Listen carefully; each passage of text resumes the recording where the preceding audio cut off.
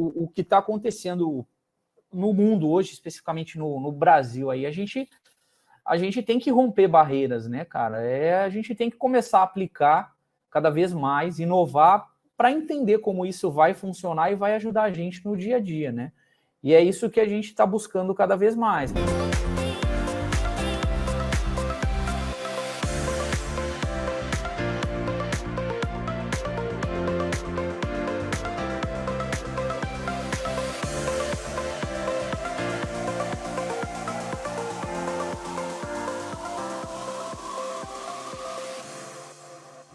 Olá pessoal, eu sou Cláudio Cardoso e este é o Conexão EC, o podcast de entrevistas da construtora. Aqui a gente conversa com gente envolvida com startups, com inovação aberta, inovadores em geral, né? Fundadores, né? Na verdade. Mas também a gente conversa com a nossa turma envolvida com o desafio da inovação. E o papo de hoje não poderia ser melhor do que a gente meter o pé no canteiro, exatamente no canteiro. A gente vai conversar com o Wagner Viana. O Wagner é engenheiro, tem uma colinha aqui, porque tem um currículo bem bacana, né? Engenheiro civil, com pós-graduação em gestão de projetos e engenharia de custos. Gaúcho, né, da cidade de Rio Grande.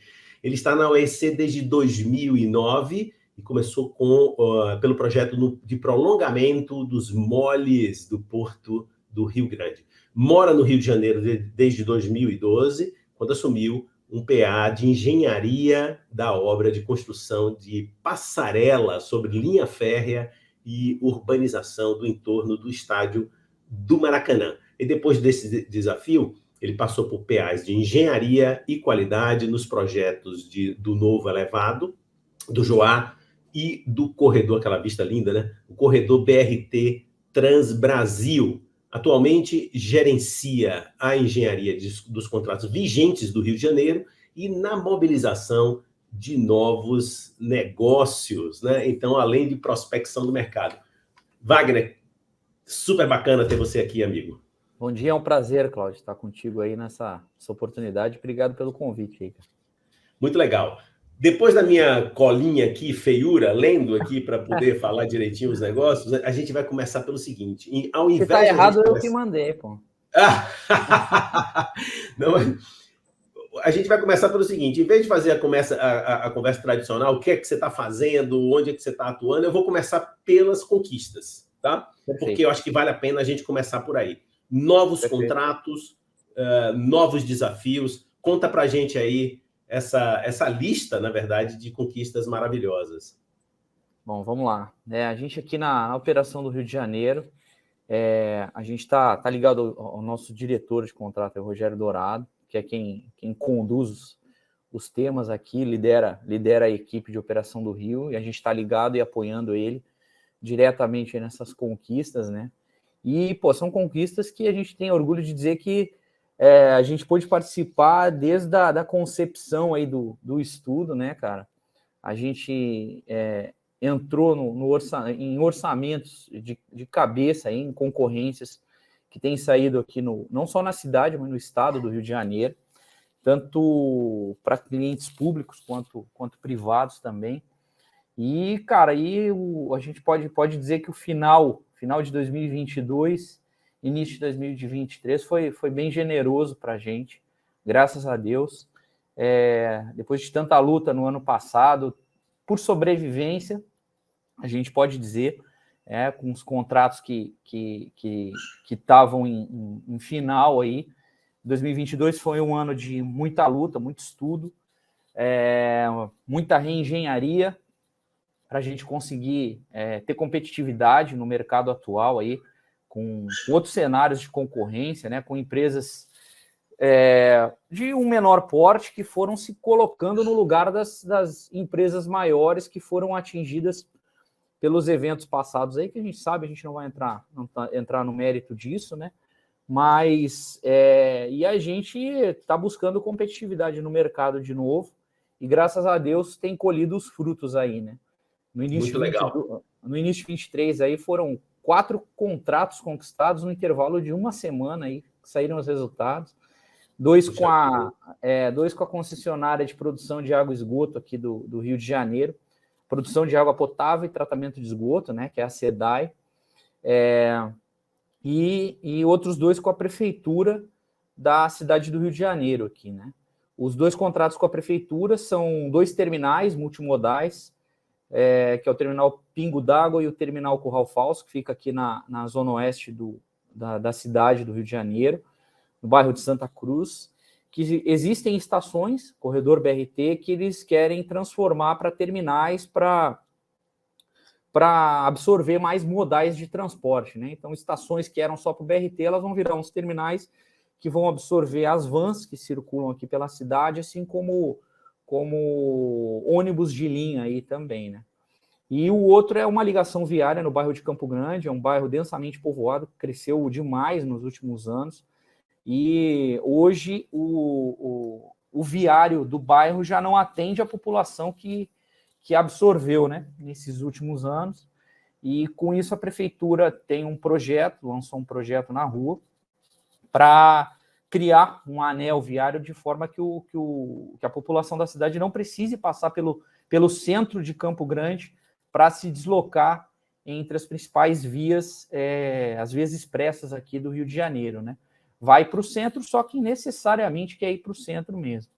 Mas imagino que, desculpe interromper, mas imagino que esse anel já é uma obra também significativa, né? Deve ter túnel, sei lá. Exatamente, é uma obra que ela tem um desafio grande, que é justamente um túnel de 600 metros de extensão, uma seção aproximada de 88 metros quadrados aí, e é um túnel com 2 galerias, uma que vai em um sentido e a outra que volta no outro sentido, num maciço rochoso aqui, é o maciço do Luiz Bon, que está no centro do bairro de Campo Grande, e a gente vai vazar esse maciço para proporcionar esse acesso na ligação viária.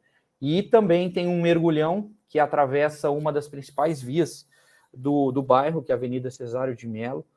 Também é uma região muito populosa, com um tráfego intenso o dia todo, e a gente vai ter esse desafio da interdição, da questão logística, e além da execução, além do desafio técnico também, que envolve muita geotecnia, muito cuidado durante o processo executivo, né?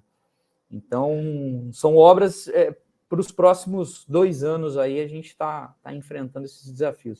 E depois tem as da SEDAI, né? As 2 que a gente pegou também, que é um cliente novo para a gente nesse momento, a gente não estava atuando com esse cliente aqui no Rio de Janeiro, e depois do marco do saneamento aí de alguns anos atrás, o investimento em saneamento básico é uma meta a ser atingida nos próximos anos aqui no Rio, né? Vieram as novas concessões para distribuição, a produção de água e tratamento de esgoto ainda está com a estatal aqui, que é a SEDAI, mas a distribuição é privada agora, né? São as novas concessões que saíram. E com essas novas concessões, o investimento previsto aí é gigante para os próximos anos, e a gente quer trabalhar forte aí, e com excelência, que é a característica da empresa, né? O tratamento com o cliente, a entrega, o potencial de entrega que a gente tem, né? Para conquistar o cliente, entrar e perpetuar o nosso legado aqui no Rio de Janeiro com esse cliente, que é um cliente importante para a gente aqui também. E aí os 2 contratos que a gente conquistou com eles são um reservatório, na verdade, um reservatório de água potável, que ele absorve a produção de água que vai vir de uma estação de tratamento, aqui em Nova Iguaçu, que é um município da Baixada Fluminense, e esse reservatório ele tem capacidade aí para armazenamento de 55 mil metros cúbicos de água num primeiro momento, e tem a previsão de uma segunda etapa de obra, que é um escopo, um objeto de uma outra concorrência que vai vir futuramente, que também vai ter mais 55 mil metros cúbicos de capacidade de armazenamento. É obra para 2 anos também, e a gente já está mobilizando esse contrato, assim como os outros também, a gente está em fase de mobilização, desenvolvimento de projeto. Então você imagina como é que está o ritmo por aqui, né? Porque além disso, você tem aí as obras em andamento. Conta aí pra gente o que tem aí em andamento, que também são gigantes, né? Exato. E que mereceram nos últimos anos, Wagner, você já mencionou isso, né?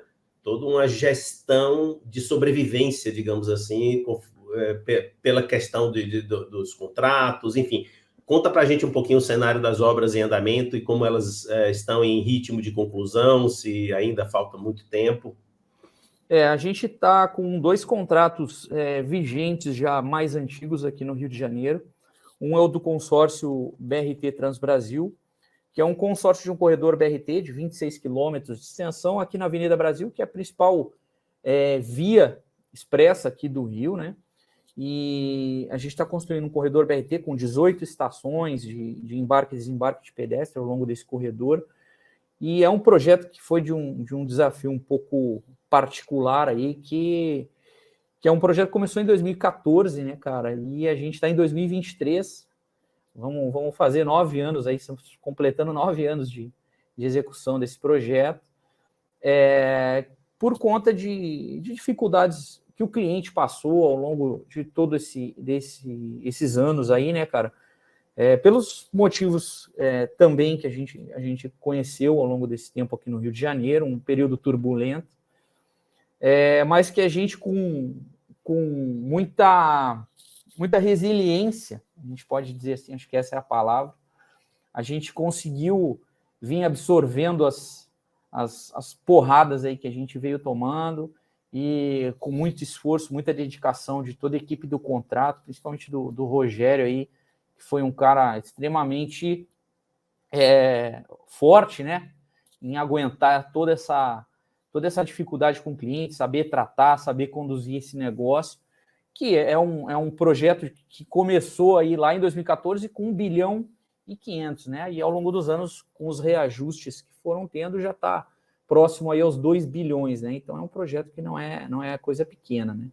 É um consórcio, né, tem outros sócios também, então além da dificuldade de lidar com o cliente, em ajudar o cliente a vencer as dificuldades dele, ainda tem toda a situação com os sócios, que tem que saber conduzir, você tem que saber unir e chegar num consenso com a opinião de todos, né? E conseguir isso, seguir em frente. E a gente tem também o corredor BRT Transoeste, que é aqui na Avenida das Américas, zona oeste do Rio de Janeiro. É um corredor BRT que já existia, ele foi inaugurado em 2011, só que ele foi feito na época em pavimento flexível, era uma outra concepção de projeto. Ao longo dos anos, o próprio veículo BRT veio mudando a concepção dele, as cargas por eixo foram aumentando, a mecânica do veículo foi ficando um pouco diferente, e esse pavimento ele teve que passar por uma requalificação, sendo substituído por pavimento rígido, né? E aí a prefeitura colocou na rua essa concorrência no final de 2021, e a gente teve sucesso aí, e a gente também já está caminhando para o final. A previsão desses 2 contratos é finalizar agora na metade de 2023, se Deus quiser. Bom, dá para perceber que o negócio aí no Rio de Janeiro está animado. Mas eu queria... aquecido. Graças a Deus. E que... É o problema bom de ter, né, Cláudio? Exatamente. Que vocês próprios criaram esse desafio. Mas Wagner, eu queria comentar com você que tem uma frase de um cara que é o cara do século XIX, Lord Acton. Ele diz o seguinte, que são os períodos de turbulência que mostram quais são as almas fortes, né? Então, agora, eu queria só explorar mais um pouquinho esse tema de entrada da gente, de falar das conquistas e das obras em andamento, para ainda falar com você um pouco sobre esse período de resiliência, como você chamou, de determinação, a dificuldade de gestão, a combinação de gestão de recursos financeiros e das pessoas, né? Essa é algo que também interessa a inovação, né? São matérias de como quebrar a cabeça para dar boas soluções. Como foi isso, né? Gerenciamento do time deve ter sido um grande desafio também, né, Wagner? Com certeza, né, Cláudio? Assim, a gente... primeiro, sempre uma luta, foi sempre uma luta aí ao longo desses anos, a gente conseguir manter pessoas boas ao lado da gente, dentro da equipe, né? Porque a empresa, queira ou não, perdeu muita gente competente, muita gente de capacidade que a gente tinha, mas aqui no Rio, especificamente, a gente sempre procurou manter pessoas boas ao nosso lado e qualificadas para conseguir vencer esses desafios, né? E, obviamente, para conseguir viabilizar todos esses problemas que foram acontecendo, a gente teve que quebrar muito a cabeça, aplicar muita reengenharia para conseguir viabilizar o que ainda estava por vir, porque, queira ou não, você desmobilizar e mobilizar um mesmo contrato 5 vezes não é uma coisa natural de acontecer, né? Isso não está previsto em nenhum contrato, eu tenho certeza. E então, assim, acaba que você foge do seu prazo, você foge do seu orçamento, e você tem que fazer, toda vez a gente tem que voltar a fazer o pé caber no sapato de novo, né? E a forma de fazer não é nada além da engenharia, né? A gente tem que voltar para dentro de casa, baixar a cabeça, estudar de novo o projeto, ver como é que a gente pode melhorar as metodologias executivas, os processos que estão dentro do nosso escopo, que ainda está por ser feito, e dessa forma a gente conseguir viabilizar de novo o saldo que tem para o contrato, né? E assim foi nesses últimos anos. Pode ter certeza que a gente, com muito apoio aí também de todo o pessoal da empresa, pessoal do corporativo, a nossa equipe interna aqui do Rio de Janeiro, que particularmente é uma equipe muito especial, acho que, como o próprio Rogério fala para a gente aí, ele conseguiu manter uma pessoa estratégica de cada setor aqui ao longo desses anos todos, e todos muito qualificados, com uma sinergia muito grande entre si, dentro da nossa equipe, e dessa forma a gente foi vencendo esses desafios, né? Então, cada um tem um pouquinho do seu suor aí, dentro desse sucesso que a gente está colhendo agora, né? E aí as pessoas foram fundamentais nisso, né? É incrível uma coisa, né, que é uma característica da construção civil. Eu tenho, digamos, eu lido com outros mundos também, particularmente do mundo financeiro, e eu vejo como é essa questão de inovação, por exemplo, no mundo financeiro, tem muito mais a ver com acoplamento com as grandes plataformas financeiras, né? Então, tem as fintechs e Pix, se você está pagando ali pelo Pix, você pensa que você está operando, quer dizer, você está operando no banco, mas tem uma camada ali que é... E por outro lado, claro, que tem os seus desafios e que geram também inventividade. Mas inventividade e criatividade na construção civil é algo que é o DNA, é a natureza. Todo dia você tem que ter uma coisa criativa, nem que seja uma coisinha na obra, a colocação de um tapume na obra, tudo precisa de inventividade e criatividade. Perfeito. E veja se isso faz sentido. Assim, um dos desafios, tem outros, um dos desafios é tornar esses elementos que foram inventivos e criativos que afetem outros canteiros, né, para que não se precise reinventar a roda, ganhe-se produtividade, mas como fazer isso? Porque os contextos são sempre distintos, né? São sempre distintos. Então, é uma combinação entre registro e difusão. Tudo isso num regime de tempo que, por natureza também, diz o seguinte: olha, eu não tenho tempo para olhar isso. Ou vem uma coisa pronta para me ajudar, ou não há possibilidade de fazer essa combinação. Então, inovação no sentido de ganhos de produtividade incrementais na construção civil, ela sempre terá esse desafio do registro das coisas inventadas, da atração de coisas inventadas e novidades de fora, mas que tem que chegar no canteiro pronto para ter o acoplamento perfeito. Essa reflexão faz sentido para você? Faz. Assim, Cláudio, é um rompimento de barreira, né, cara? Assim, eu acho que, como você falou, o melhor dos mundos seria todas as soluções e tecnologias chegarem prontas, a gente já sabendo operar, sabendo como usar, sabendo onde vai aplicar, onde eu vou ganhar, onde eu vou perder. Mas, assim, o que está acontecendo no mundo hoje, especificamente no Brasil, aí a gente tem que romper barreiras, né, cara? A gente tem que começar a aplicar cada vez mais, inovar, para entender como isso vai funcionar e vai ajudar a gente no dia a dia, né? E é isso que a gente está buscando cada vez mais, porque hoje em dia você tem os clientes, às vezes eles não estão, às vezes não, a maioria das vezes, na verdade, eles não estão acostumados com coisas, com tecnologias um pouco mais avançadas. Então, você vai gerar um produto, você vai elaborar um produto de uma forma que talvez o seu cliente não vá querer usar ou não saiba usar. Então, é todo um trabalho de convencimento e influência, que é o que a gente tem que fazer no nosso dia a dia, para conseguir aplicar isso cada vez mais dentro dos nossos contratos, né? Eu gosto de usar uma certa analogia com a minha equipe, que é o seguinte: em 2023, eu vou aplicar um determinado processo num desses novos contratos que eu usei lá em 2020 e deu certo. Já em 2020, eu tinha aplicado esse mesmo processo que eu tinha usado em 2015 e deu certo. Em 2015, eu usei um de 2010. E assim, quando você está em 2023, usando um processo que você criou lá em 2005. E aí, porque deu certo em 2005, a gente está em 2023. Então, eu acho que o pensamento tem que fugir um pouco dessa caixa e a gente realmente pensar para frente. Pensar com essas novas tecnologias, o que elas têm para ajudar a gente dentro da construção civil, dentro de um canteiro de obras, na linha de produção especificamente. Né? É a eliminação do consumo de papel em obras, por exemplo, ou pelo menos a diminuição disso.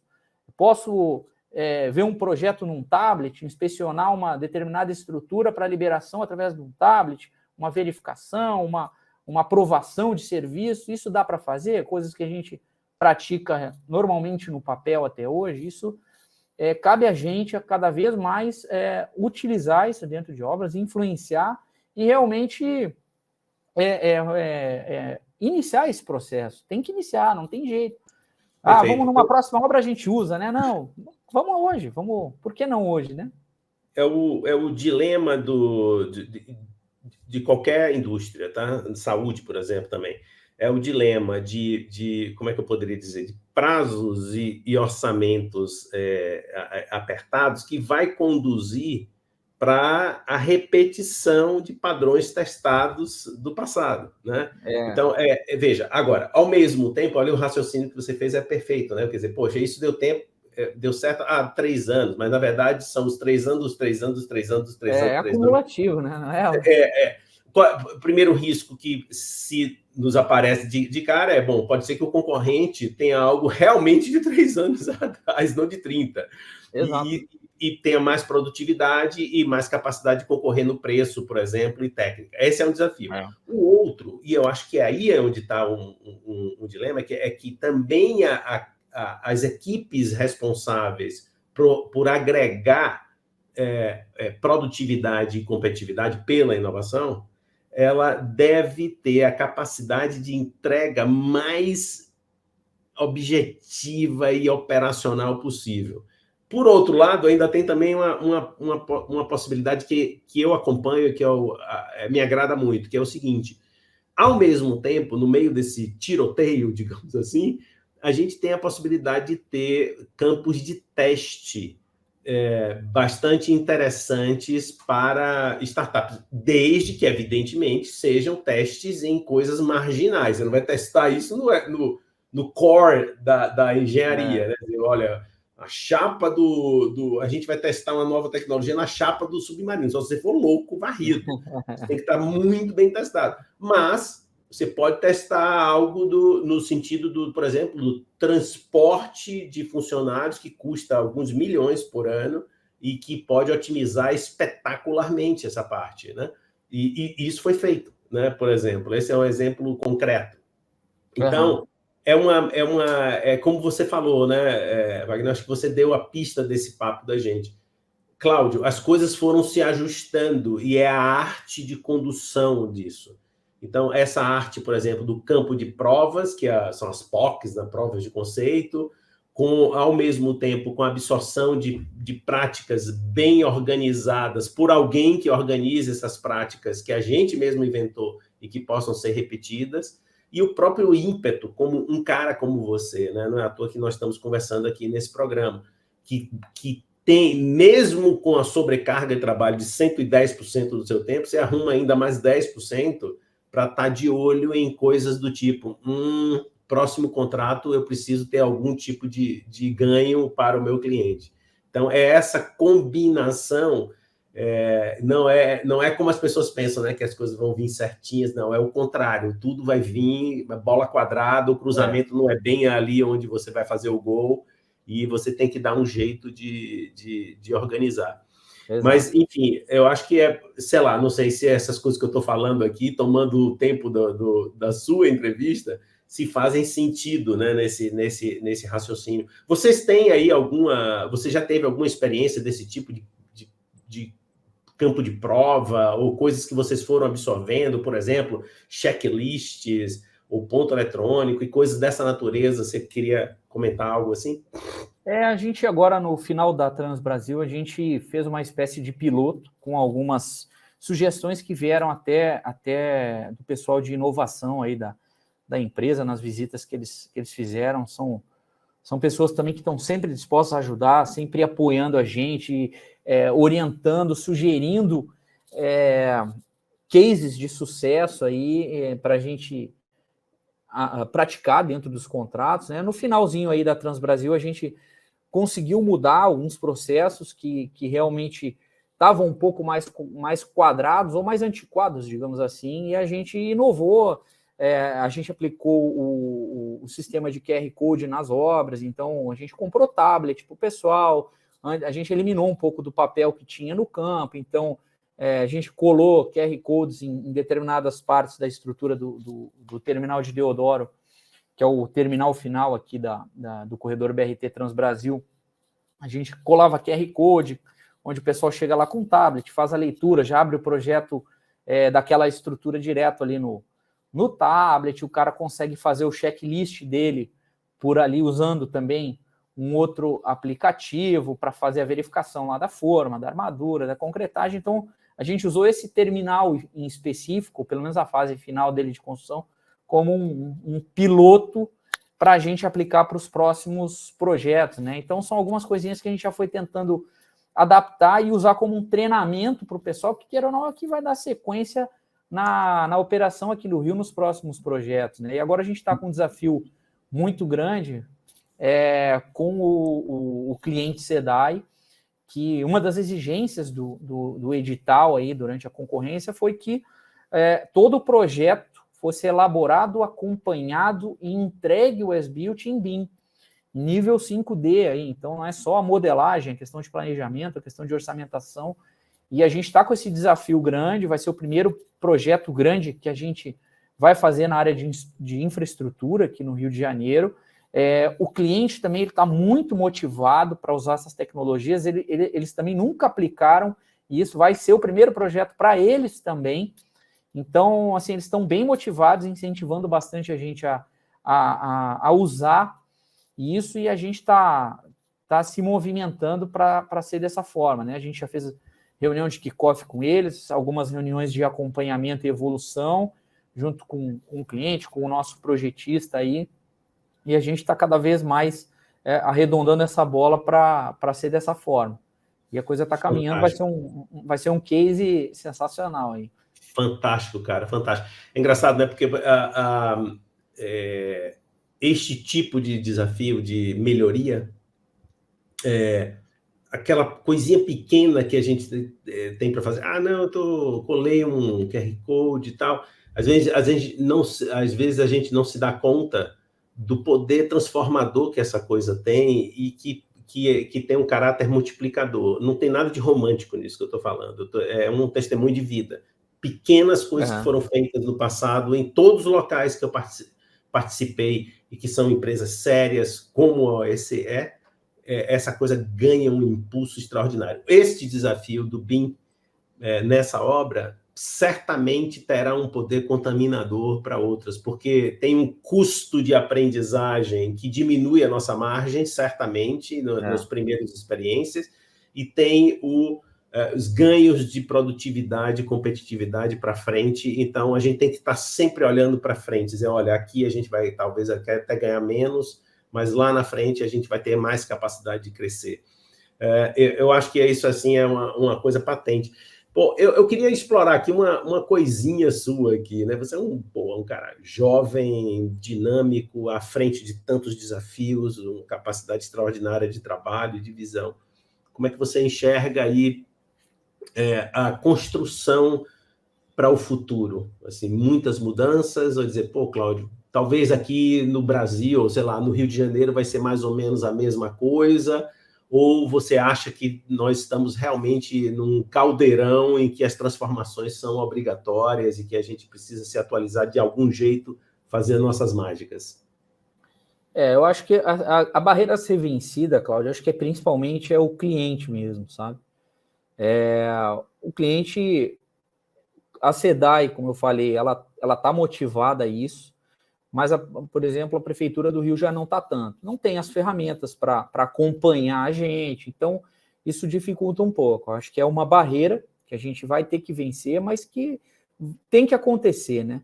E eu acho que, principalmente, cara, eu acho que isso vai acontecer muito rápido, muito mais rápido do que eu mesmo imaginava, por conta até das novas gerações que estão vindo. Essa galera que está vindo agora, pessoal que está saindo de universidade agora, os caras já vêm com isso na veia, assim, não tem nem conversa. Então, quando você sugere, não, o que você acha de fazer tal projeto em BIM? O cara, não, mas, pô, não ia ser em BIM? Qual é a outra forma que tem de eu fazer um projeto? Então, assim, o cara já está com isso no sangue, não tem como fugir mais, sabe? Então, dando mais uma vez o exemplo do cliente SEDAI, nas reuniões que a gente tem feito, são pessoas jovens que você vê que estão com isso, assim, cara, aflorando de uma forma, cara, a querer usar isso e implementar de qualquer forma, não de qualquer forma no sentido de ser de qualquer jeito, de só por fazer, não.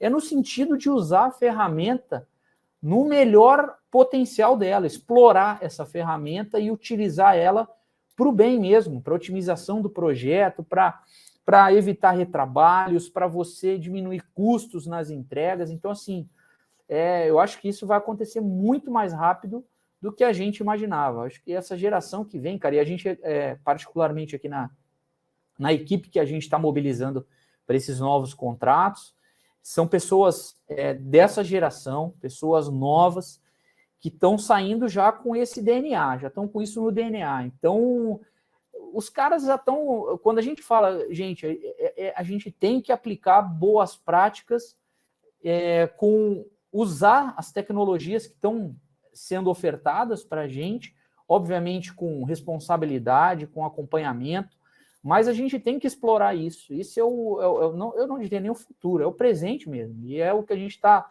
tentando praticar aqui no Rio de Janeiro, e com apoio e incentivo aí da alta direção, da organização em si, e vai acontecer rápido, cara. Está acontecendo muito rápido. Muito legal. Wagner, super depoimento, lhe agradeço muito, tenho certeza que será um podcast muito apreciado, principalmente, eu acho, assim, para esse tipo de mensagem, pela comunidade da construção, claro, legal. Começando de dentro de casa na OEC. Acho que é um depoimento muito precioso. Aliás, é tudo que a gente faz, né? Que é isso que você faz a atividade fim, é a linha, e é para isso que a gente trabalha, para lhe apoiar. Um grande abraço. Muito obrigado, Wagner. E até o próximo encontro pessoal, né? No Rio de Janeiro. Valeu, meu amigo. Eu fico no aguardo aqui para a gente tomar um café aqui. O café do Canteiro é bom, pô. Pode vir que vai ser muito bem recebido. Será um prazer enorme, como foram outras vezes. Fomos muito bem recebidos. Agradeço mais uma vez pelo convite. Da última vez, vocês vieram, visitaram 2 contratos. Na próxima vão ser 6 aí, né? Ou quem sabe até mais. Espero que vocês venham em breve, tá? Deus abençoe. Obrigado, tá? Valeu pelo convite. Obrigado, Wagner. Até a próxima, irmão. Um abraço. Muito obrigado. Tchau, tchau. Chegamos ao final de mais um Conexão EC. Hoje eu conversei com Wagner Viana, que é gerente de engenharia em contratos no Rio de Janeiro. Bom, a gente se encontra de novo aqui nos nossos canais da OEC e até o próximo.